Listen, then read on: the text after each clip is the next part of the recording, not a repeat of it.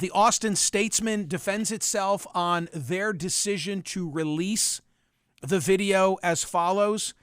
They say, we have to bear witness to history and transparency, and unrelenting reporting is a way to bring change. This tragedy has been further tragic by changing stories, heroic-sounding narratives proven to be false, and a delay, or in most cases, rejection of media requests for public information by law enforcement leaders, public officials, and elected leaders. Many of the requests now rest in the hands of the Attorney General, Ken Paxton, who has not yet decided what should be released. There are also heroes. Elected leaders, public officials, law enforcement officers, survivors of the massacre who want the truth out. The truth always wins. Maybe not on our clock, but the truth always prevails. And that is the reason that we publish alongside KVUE. What do you see? You see pretty much a one-camera angle view.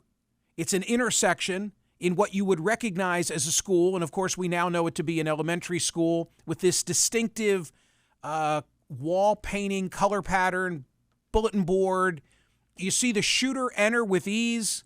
You see some kid come out, glasses, combed hair, of a bathroom, peeks down the hall, sees the gunman just as he's about to start firing. You hear the gunfire. They've edited, thank God, the audio of the kid screaming. You see a very swift law enforcement response. And then you see waiting and waiting and waiting and waiting. The worst part, as I watched, was at about 50 minutes in, when there's more gunfire. Because I guess they could have convinced themselves that the gunman was dead. Maybe they could have convinced themselves that now they were in a hostage scenario and not an active shooter scenario. But my God, when there's more gunfire and they still don't go in, it's just inexplicable.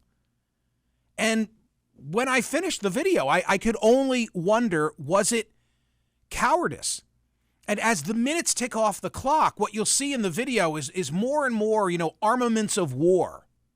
Initially, it's a heavy-set guy, law enforcement, and I always have to be careful when I describe weaponry because people will say, oh, that's not what that weapon is. To me, it looked like a pistol. It's like the shooter's got a big-ass gun, and this cop has a pistol in his hand, but he still goes down the hall.